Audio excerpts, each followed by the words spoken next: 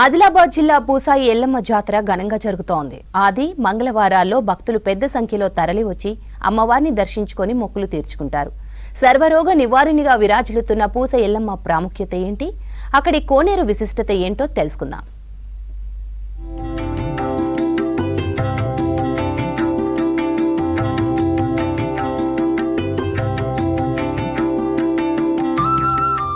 ఆదిలాబాద్ జిల్లా జైనత్ మండలం పూసాయి గ్రామంలోని ఎల్లమ్మ ఆలయం మహిమాన్విత క్షేత్రంగా విరాజిల్లుతుంది.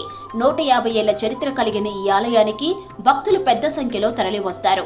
మహారాష్ట్రలోని మాహూర్లో స్వయంభూ రేణుక ఎల్లమ్మదేవి ఇక్కడ వెలిసిందని ప్రజలు నమ్ముతారు. ఇక్కడ ఎల్లమ్మ విగ్రహం పాదాల కింద నుంచి ప్రవహించే జలధారలలో స్నానం చేస్తే చర్మ రోగాలతో పాటు దీర్ఘకాలిక వ్యాధులు తొలగిపోతాయని భక్తుల విశ్వాసం. ఇక్కడ ఏటా పుష్యమాసం నుంచి మాఘమాసం వరకు నెల రోజుల పాటు జాతర కొనసాగుతుంది. సంతానం లేని వారు ఈ యొక్క అమ్మవారికి నివేదన చేసి అప్పాలు, గారెలు, మేకపోతులు, కోడిపుంజులు ఇక్కడ అర్పణ చేసి గుండంలో స్నానాలు చేసిన వారికి ఈ అమ్మవారి ఆశీస్సులు ఉంటాయని యాత్రికులకు వారికి విశ్వాసం. కాబట్టి ప్రతి సంవత్సరము ఇక్కడ జాతర జరుగుతూ ఉంటుంది.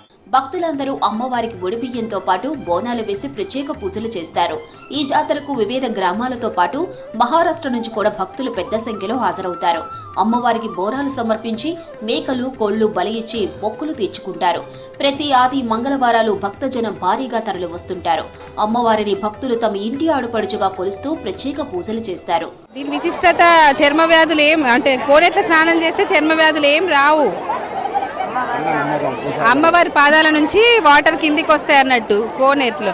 ఇది మా ఇంటి దేవుడు, మా ఇంటి వాళ్ళందరూ ప్రతి సంవత్సరం వస్తారు. మేము ఇప్పుడు వచ్చినాం. ఇక్కడ కూడా కొన్ని వసతి గృహాలు ఏర్పాటు చేస్తే ఎవరైనా మొక్కులు తెచ్చుకునే వాళ్ళు ఒకరోజు ముందు వచ్చి వాళ్ళు వాళ్ళ పనులు చేసుకోవడానికి అవకాశం ఉంటుంది అని మేము అనుకుంటున్నాము. ఇక్కడ వాటర్ ఫెసిలిటీ లేదు. ఒక water plant purified water plant కూడా ప్రభుత్వం తరపు నుంచి ఎండోమెంట్తో తీసుకొని ఇవన్నీ సదుపాయాలు కల్పిస్తే ఇంకా భక్తుల సంఖ్య ఇంకా పెరుగుతుంది. ఆలయ సమీపంలోని చెట్టు గుట్టలపైన సమీప పంట పొలాల్లో షామియానాలు ఏర్పాటు చేసుకుని భక్తులు వంటవార్పు చేసి అక్కడే భోజనాలు చేస్తారు. జాతరలో భాగంగా ఆలయ సమీపంలో వివిధ దుకాణాలు నెలకొన్నాయి. పుష్యమాసంలోనే పూసా ఎల్లమ్మ జాతర జరుగుతుంది. వట్టప్పుడు వట్టిగొచ్చి దర్శనం చేసుకుంటారు. కానీ ఎస్పెషల్లీ జనవరిలోనే పుష్యమాసం వస్తుంది కాబట్టి పూసా ఎల్లమ్మ జాతరని పుష్యమాసంలోనే జరుపుకోవడం జరుగుతుంది.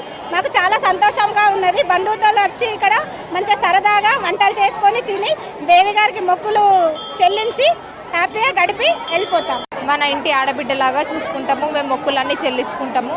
మాకు చాలా ఆనందంగా ఉంది. స్నానం చేస్తే మాకు చర్మ వ్యాధులు అన్నీ తగ్గిపోతాయి. మాకు మొక్కులన్నీ చెల్లించుకున్నాం. మాకు ప్రతి ఒక్కటి ఆనందంగానే ఉంది. జాతరకు భక్తులు పెద్ద ఎత్తున రావడంతో సరిపడా వసతులు లేక ఇబ్బందులు పడుతున్నారు. ఆలయ కమిటీ నుంచి సరిపడా ఏర్పాట్లు లేకపోవడంతో ఇబ్బందులు తప్పట్లేదని అంటున్నారు భక్తులు.